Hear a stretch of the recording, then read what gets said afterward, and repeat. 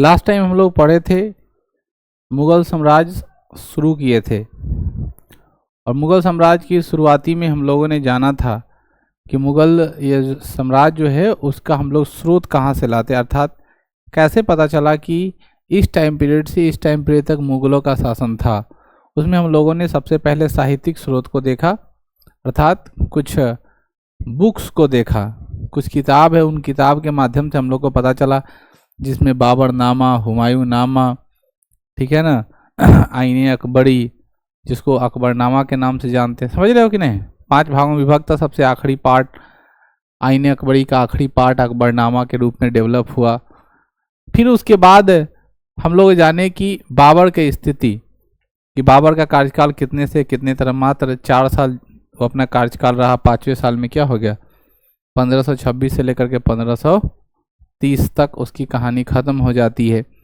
हम लोग ये देखें कि बाबर जो था वो फरगान का शासक था, उसके पिता का नाम उमर शेख मिर्जा था, जो तैमूर लंग का वंशज था।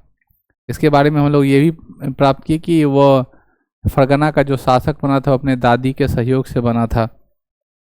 दादी उसको बहुत ज़्यादा मानती थी, दादी उसको सपोर्ट की, और फिर वो क्या बन गया, फरगान का शासक बना। उसके बाद उसने किसकी उपाधि ली, मिर्ज़ा की उपाधि ली, लेकिन कुछ दिनों बाद मिर्ज़ा की उपाधि को क्या करता है, त्याग देता है, और पातशाह की उपाधि, भारत के इस वाले इलाके पर 5 बार आक्रमण किया, और 1526 ईस्वी में इब्राहिम लोदी को मार करके नए साम्राज्य की स्थापना की, जिसका नाम क्या रहा, मुगल साम्राज्य। बाबर का अर्थ बाघ होता है, जो कि मैंने आपको बताया। बाबर जो था वो अपने जीवन में कितना युद्ध लड़ा, 4 युद्ध। कितने युद्ध, पहला 1526 में कौन सा, पानीपत का युद्ध, किसके किसके बीच हुआ, बाबर और इब्राहिम लोदी के बीच। दूसरा युद्ध जो हो 1527 में, जो खानवा का युद्ध हुआ था, जिसमें किसने, राणा सांगा और बाबर के बीच हुआ था। तीसरा युद्ध बाबर 1528 ईस्वी में किसके साथ, मेदिनी राय और इनके बीच, जिसको हम लोग चंदेरी का युद्ध कहते हैं, बाबर के बीच। और सबसे आखिरी युद्ध लड़ा घाघरा का युद्ध, जो किसके, अफगानी लोगों के साथ और बाबर के साथ हुआ 1529 में। 1530 में किसकी मृत्यु हो जाती है, पानीपत की प्रथम लड़ाई में सेनापति के रूप में उसका पुत्र हुमायूं लड़ने गया था। इसलिए पानीपत का प्रथम युद्ध का लड़ाई का जो सेनापति जो था वो कौन था, हुमायूं था। बाबर तो लड़ा, लेकिन उसकी पहली ट्रेनिंग हुमायूं को कहाँ हो गई थी, पानीपत के प्रथम ही युद्ध में। इसलिए हुमायूं के बारे में कहा जाता है कि हुमायूं की जो ट्रेनिंग जो हुई थी वह पहला इब्राहिम लोदी के युद्ध साथ में हो गया था। समझ में आ रही है हमारी बात। तो आज हम लोग दूसरे राजा के बारे में पढ़ने वाले हैं, जिनका क्या नाम है बच्चों, हुमायूं। हुमायूं के बारे में कहा जाता है कि इनके शासन का 2 चरण रहा है, एक बाद का चरण और एक पहले का चरण। तो आखिरकार 2 चरण में क्यों बांटा गया, क्योंकि इसके दोनों के बीचों बीच एक नए युग की आगाज हो जाती है, एक नए वंश का आगाज होता है, एक नए शासन व्यवस्था का आगाज हो जाता है। इसलिए इसका शासन व्यवस्था 2 पार्टों में बटा हुआ है। Any problem. क्या लिखता है कि एक 1530 से 1540 10 साल का इधर, और 1555 से लेकर के 1556 ईस्वी तक, मतलब लगभग 7, 8, 9 महीने का ये शासन काल रहा है। तो ये 40 से लेकर के 55 यानी लगभग 15 साल तक यह सत्ता जो है किसी दूसरे के बीचों बीच केंद्रित हुआ है, जिसमें हुमायूं जो है संलिप्त न रह पाया। कहता है कि इसका जन्म 6 मार्च 1508 को काबुल में हुआ था। माता का नाम महाम अनगा था। हुमायूं अपने जीवन काल का पहला युद्ध पानीपत के प्रथम युद्ध में इब्राहिम लोदी के विरुद्ध लड़ा था। मैं आपको बताया कि पहला जो युद्ध जो हुआ था किसके जीवन में, हुमायूं के जीवन में। पानीपत का प्रथम युद्ध की लड़ाई किसने लड़ा था, हुमायूं ने लड़ा था। जैसे आप लोग को बहुत बार एग्जाम्पल देके कहा गया है कि जो हम लोग लड़ रहे होते हैं, ठीक है, जैसे बोल दिया कि इंडिया और पाकिस्तान में लड़ाई हो रही है, तो सीधे लड़ाई हो रही है इंडिया और पाकिस्तान में, लेकिन लड़ कौन रहा है, कोई खास आदमी ही तो लड़ रहा होगा। तो हम लोग उस आदमी का नाम नहीं बोल के बोलते हैं भारत और पाकिस्तान, एक बड़े कौम को बोलते हैं। ठीक है, उस समय राजा कौन था, बाबर था। तो बाबर और सामने वाला व्यक्ति के साथ, इब्राहिम लोदी के साथ हो रहा था लड़ाई, लेकिन रियली में लड़ कौन रहा था? हुमायूं। तो बाद में फेमस जब होता है आदमी तब बताता है कि भले ही भारत जीत गया हो लेकिन असली किंग ये है, ये लड़ा था। उसी प्रकार भले ही बाबर जीता हो लेकिन जिताने वाला कौन है, लड़ने वाला कौन है? तो हुमायूं। हुमायूं के राजनीतिक जीवन की शुरुआत इसी युद्ध में माना जाता है। हुमायूं ने अपने जीवन काल में कई युद्ध लड़े। प्रारंभिक दौरों ने काफी सफलता मिली किंतु बाद में इन्हें पराजित होना पड़ा। हुमायूं ने गद्दी पर बैठने के बाद सबसे पहले 1531 में कलिंजर का अभियान चला दिया। क्या कहता है कि 1532 में दोहरिया के युद्ध में हुमायूं ने महमूद खां लोदी को पराजित किया, यानी 1531 में लड़ाई लड़ा, 1532 में पहली बार महमूद खां को हुमायूं ने हराया।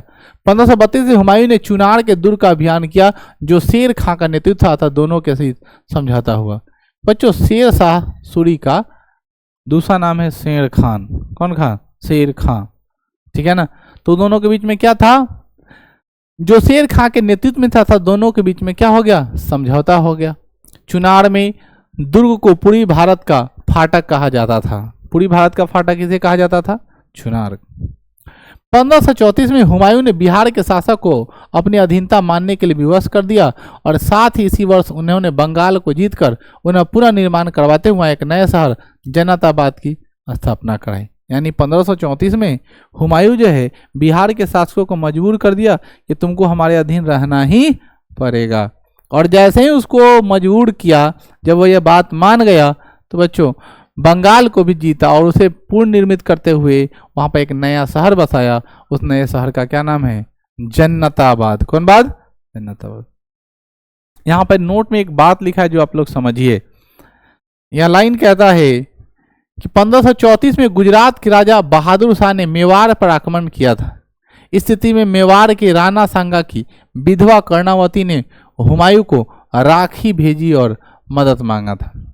इसकी कहानी ऐसी है, बहुत लोग राखी की शुरुआत यहीं से मान लेता है। रक्षाबंधन की जो शुरुआत की बात आती है, रक्षाबंधन भाई बहन का अटूट प्रेम है। इसका कलाई पर बांधने का अर्थ ये नहीं होता है कि भाई को सेफ्टी मिल रहा है। बांधने का ये अर्थ है कि भाई से आप सेफ्टी मांग रहे हैं। कहना क्या चाह रहे हैं हम समझ रहे हैं? जैसे किसी भी बहन को अगर तुम राखी बांध रहे हो, किसी भी भाई को तुम राखी बांध रहे हो, तो बहन उसको सेफ्टी नहीं दे रही लड़का को। ऐसा नहीं होता कि रक्षा सूत्र बांध रहा है, ऐसा कुछ नहीं। इसका मोरल कॉन्सेप्ट ये है कि आपने जिस भाई को राखी बांधा है उससे आप अपना सुरक्षा मांग रहे हैं। जैसे आप लोगों को पता होगा कि सैनिकों को बहुत महिलाएं राखी बांधती है। सैनिकों को क्या है? राखी बांध। इसका क्या मतलब है कि सैनिक, हम उसे राखी बांधकर क्या मांग रहे हैं? उसकी सुरक्षा मांग रहे हैं। तो अपनी सुरक्षा मांग रहे हैं, इसका मतलब उसको हम सम्मान दे रहे हैं तो हमको सुरक्षा देगा। तो हम लोग अपने भाइयों को राखी अगर कलाई पर बांधते हैं, इसका एकमात्र मतलब है कि हम लोग उससे सुरक्षा मांगते हैं। तो रानी कर्णावती, कर्णावती कौन थी? राणा सांगा, जो बाबर के साथ लड़ा और खत्म हो गया। किसके युद्ध में? खानवा का युद्ध में, ठीक है ना। तो उसकी पत्नी कैसी थी? विधवा थी। तो उस मेवाड़ पर जहां पर ये लोग रहते थे, उस मेवाड़ पर कहाँ का? गुजरात का राजा बहादुर शाह ने मेवाड़ पर क्या कर दिया? आक्रमण कर दिया। यह सूचना 1534 में, यह सूचना किसको मिलता है? हुमायूं को दिया जाता है। लेकिन हुमायूं के बारे में कहा जाता है हुमायूं बहुत डरपोक रहता है। वो लड़ाई लड़ने से इनकार कर देता है, मदद नहीं कर पाता है और वो अपने न जाकर के एक राजा हेमू को भेज देता है। वही हिंदू राजा बीच में एंट्री मार देता है, ठीक है। 1534 में हुमायूं ने मालवा के रास्ते गुजरात पर अभियान किया, गुजरात के शासक बहादुर शाह को पराजित किया और गुजरात को मुगल साम्राज्य में मिला लिया। मतलब हुमायूं क्या करता है बच्चों? कर्णावती को वचन देता है कि हम तुम्हें क्या करेंगे? सफलता देंगे, सुरक्षा देंगे, सॉरी, आपको कोई दिक्कत नहीं होगा। और उस बहादुर शाह को गुजरात पर क्या करता है? आक्रमण करता है और गुजरात को अपने में क्या करता है? मिला लेता है। मतलब उसका राखी का लाज बच गया। वो राखी को अपने आप से बहुत अच्छे से, जिस राखी से प्रोटेक्ट चाहती थी, उतना प्रोटेक्शन उसको क्या हुआ? मिल गया। 1539 में चौसा का युद्ध में हुमायूं शेर शाह सूरी से पराजित हो गया, किंतु चौसा के युद्ध में शिहाबुद्दीन नामक एक नाविक भिश्ती के द्वारा कर्मनाशा नदी को पार कराकर किसी तरह हुमायूं को जान बचा लिया गया, जिससे खुश होकर हुमायूं ने शिहाबुद्दीन नामक भिश्ती को एक दिन का मुगल शासक बना दिया। अपने एक दिवसीय कार्यकाल के दौरान शिहाबुद्दीन ने चमड़े का सिक्का जारी कर दिया। ये तो जीता ना माझी वाला हाल है, ठीक है ना। लेकिन फिर भी राजा राजा होता है। आप लोग अक्सर अखबार में सोशल मीडिया पर देखते हो, एक दिन का डीएम, छोटा छोटा बच्चा बताता है, एक दिन का एसडीएम, कुछ कुछ बना देता है। नायक फिल्म में देखे होंगे 24 घंटे का सीएम, समझ रहे हो। अलग अलग क्षेत्रों में अलग अलग प्रकार का एक इमर्जिंग है, हम लोग उस पर वर्क करते हैं नहीं। तो ये शुरू से एक प्रथा चली आ रही है। देखो यहाँ पे ध्यान से कि 1539 ईस्वी में चौथा के युद्ध में हुमायूं और शेर शाह के बीच क्या हुआ, लड़ाई हुआ, जिसमें शेर शाह से हुमायूं क्या हो गया, हार गया। मुश्किल से वो अपनी जान बचा पाया, जिसमें कर्मनाशा नदी को नदी कर्मनाशा नदी से उसका जो नाविक जो था भीष्म थी, वो किसी तरह उसको बचा करके जान बचा दिया, जिससे हुमायूं खुश हुआ और उसको क्या किया, राजा के रूप में नियुक्त कर दिया। अपने इतना ज्यादा खुश हुआ कि बोला चलो तुमको एक दिन का राजा बना देते हैं। और जब एक दिन का राजा बना तो उसने क्या किया, चमड़े का सिक्का जारी किया। तो याद रखेंगे चमड़े का सिक्का जारी करने वाला कौन था, शिहाबुद्दीन। और ये शिहाबुद्दीन कौन था, एक नाविक था, ठीक है।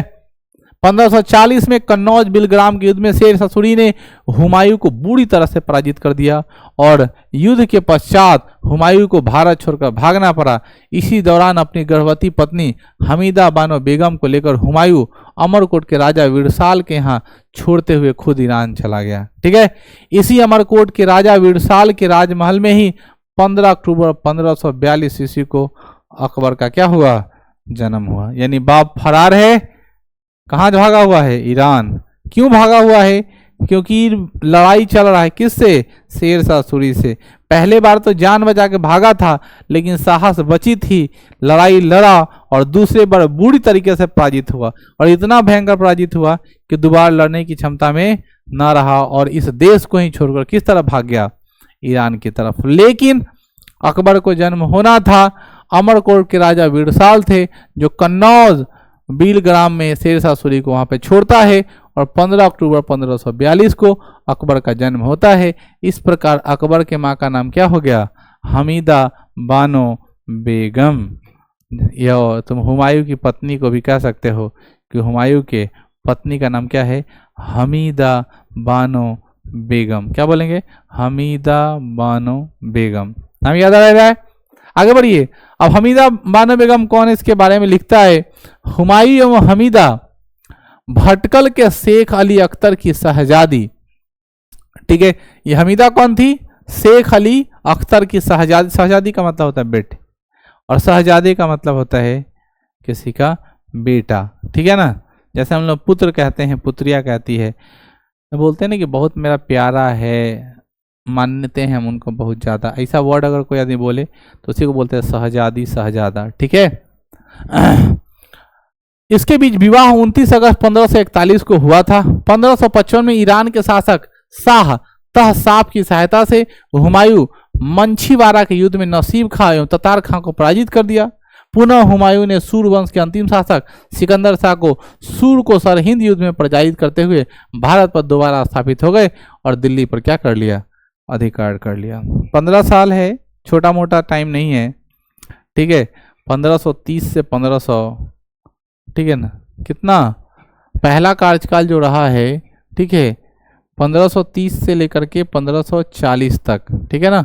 और 1540 के बाद डायरेक्ट 1555, तो ये 15 साल का जो कार्यकाल, जो सूरवंश का कार्यकाल रहा है 1540 से 1555, और फिर 1555 के बाद 1556 में 1 साल का कार्यकाल उधर रहा। तो उतना में एंट्री कैसे मिला इसको, तो वो एंट्री मिलने का कारण है कि वो डायरेक्ट जाके क्या करता है, ठीक है ना, उसकी स्ट्रेंथ को चेक करने के लिए उस एरिया में कूदता है, ठीक।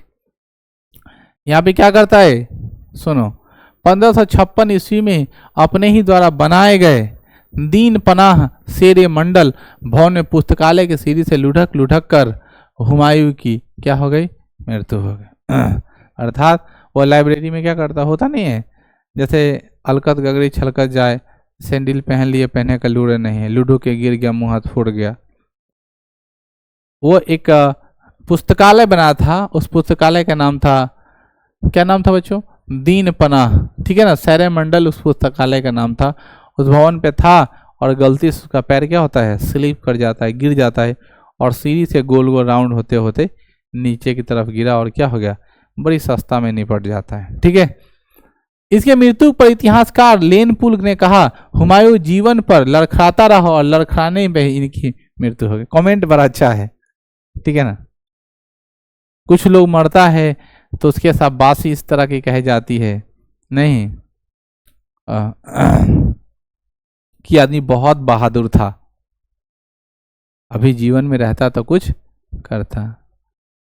अब कोई आदमी पहले से ही मरा हुआ है, जिसको परिवार में काउंट ही नहीं कोई आदमी कर रहा है, तो जिंदा रहे या मर जाए कोई फर्क। अच्छा ऐसा हुआ कोई कामिल नौरल थी ना, निको समय से अपना हो गए तो ठीक है बात है, लेकिन जो बहुत एक्टिव आदमी, जो बहुत कामिल आदमी है ना, उसकी अगर क्षति होती है तो परिवार के लिए बहुत बड़ा क्या होता है, नुकसान होता है। कितना अच्छा कमेंट कोट दिया इतिहासकार कि यह जीवन भर लड़खड़ाता रहा और मरने के बाद भी या मौत भी उसकी लड़खड़ाने से ही हो गई है। और ये किसने कहा है बच्चों, इस कहने वाले व्यक्ति का नाम है लेन पुल। हुमायूं का मकबरा दिल्ली में स्थित है, जिसका निर्माण 1564 ईस्वी में। अच्छा आ रहे हैं, 5 मिनट रुको, हाँ 5 मिनट रुको। हुमायूं का मकबरा दिल्ली में स्थित है, जिसका निर्माण 1564 में, कितना, 1564 ईस्वी में हमीदा बानो बेगम की देखरेख में किया गया। ठीक है, मैंने आपको बताया था ये हमीदा बानो बेगम कौन है, ठीक है ना, समझ रहे हो, वही हमीदा बानो बेगम मतलब अकबर की माँ। तो दिल्ली में इसका क्या बनाया गया, मकबरा। तो पहला ट्रिक याद है, बाका हुदी, हुदी मतलब हुमायूं का कहाँ हुआ है, दिल्ली में, तो उनका मकबरा कहाँ है, दिल्ली में है। इसका प्रमुख जो स्ट्रेंथ है, इसकी प्रमुख जो स्थिति है, उसमें कहा गया है कि हुमायूं जो वास्तुकार मीरक मिर्जा गियास था। वो जो मकबरा जो बनाया गया है, उस मकबरे के जो बनाने वाले जो थे वो वास्तुकार, जैसे घर का नक्शा बनाने वाला होता है ना, तो उसका डिजाइन मीनार बनाने वाला व्यक्ति का नाम है मीरक मिर्जा गियास। इस मकबरा पर ईरानी प्रभाव के साथ साथ हिंदू शैली के पंचरथ का प्रभाव भी देखा गया है। हुमायूं के मकबरे को ताजमहल का पूर्वगामी मुगल काल का निकस नमूना निप्रोक्लियस कहा जाता है। हुमायूं का जो मकबरा बनाया गया वो ताजमहल का पूर्वगामी मुगल काल का निकस नमूना, अर्थात जो बनाए इसके जैसे मानो कि ताजमहल का एक मॉडलिंग बनाया गया हो। अब हम लोग कंपेरिजन करा के देखते हैं, जो कुछ समय तो ताजमहल था नहीं, ठीक है ना, तो हम लोग कह सकते हैं ना कि उसी का वो छोटा स्वरूप है, इसी का यह बड़ा स्वरूप है। हुमायूं के मकबरे को एक वफादार बीबी की महबूबा पेशकश कहा जाता है। देख रहे हो, एक वफादार बीबी, हमीदा बानो बेगम वफादार थी, ठीक है ना, अब तो ठीक है ना, वफादार नहीं अब तो होशियार हो गई है। आज भी वफादार है महिलाएं, लेकिन वो अपने लाइफ के, अपने कैरियर के प्रति, बात समझ में आई। स्त्री और प्रेमिका का डिफिनीशन अलग अलग है और बहुत ज्यादा अलग नहीं है। आपकी इज्जत, आपकी प्रतिष्ठा, आपके पैसे को देख करके जो संबंध बनाती है इक्वल टू वाइफ, यानी वो जितना देखेगी उतना अच्छा आपको वाइफ मिलने वाली है। जो इज्जत, प्रतिष्ठा, अपना नाम, सम्मान, पैसे को दांव पर लगा करके आपके साथ जो संबंध बनाती है वो है प्रेमिका, ठीक है ना। दोनों लगभग बराबर है, समझ में आई। एक पाने के लिए ऐसा करता है, एक दांव पे लगाता है, ठीक है, बात समझ रहे हो। हमारे पिताजी, हम लड़की होते, हमारे लिए अगर शादी के लिए एक लड़का खोजने जाते तो खोजते लड़का बहुत पैसा वाला होना चाहिए, प्रतिष्ठित होना चाहिए, कमा रहा है बहुत ज़्यादा, तो पैसा, समाज में नाम, अच्छा दौलत मिलने के लिए पत्नी मिलेगा। गलती से किसी लड़के से हमको प्यार हो गया तो जान ही लो किससे प्यार होता है, ना हमको समाज का फिक्र है, ना हमको पैसा का फिक्र है, न इज्जत प्रतिष्ठा का फिक्र है, सिर्फ हमको वो चाहिए। ये सब हमने दांव पर लगा दिया। हम किसी के प्रेमिका कहलाएं। ठीक है, तो हमीदा बानो बेगम कैसी थी? वफादार, ठीक है ना, अपने पति के प्रति। आज भी महिलाएं वफादार है, वो अपने खुद लाइफ के प्रति, ठीक है ना, चाहे जिसके साथ मेरा जीवन अच्छा हो, छोड़ो इसको उसके पास गए, छोड़ो उसको उसके। कुछ दिन बाद ये सब बात बहुत आम हो जाएगा, जैसे अमेरिका इंग्लैंड जैसे देशों में होता है कि इसको छोड़ दिए, उसको पकड़ लिया, उसको छोड़ दिए, तब ये सब बहुत बड़ा बात नहीं रहेगा, क्योंकि इक्का दुक्का हो रहा है, ठीक है। तो अभी थोड़ा सुनने को में थोड़ा खराब लगता है। धीरे धीरे क्या होगा, इतना ज़्यादा ही प्रचार प्रसार में फैल जाएगा, हमारे घर में होगा, आपके घर में होगा, उनके घर में होगा, हम तीनों डरे से नहीं एक दूसरे पर कमेंट करेंगे। जब सबके घर में होने लगेगा तो फिर सब लोग चुप हो जाएगा और फिर ऑल इज राइट चलने लगेगा, है कि नहीं? हाँ, ये बात अलग है कि उनके दिल बहुत कठोर होंगे जो पहली बार शुरुआत कर रहा है, ठीक है। आपके गांव में कल कांड हुआ है, पता है ना? पता है कि नहीं? नहीं, शादीशुदा लड़की के बारे में सुने हैं कि वो अपने प्रेमी से मिल रहा था और फिर उसकी विवाह हो गई, फिर दूसरी जगह, शायद बच्चा उच्चा भी था, ठीक है ना? क्यों नहीं आएगा मजा? टॉपिक ही ऐसा है। हाँ, कि ले आओ अभी ये करो, बहुत ज्यादा अंदर से एक्टिव एनर्जी आ जाता है। 1 मिनट को थोड़ा वो लोग से मिल लेते हैं।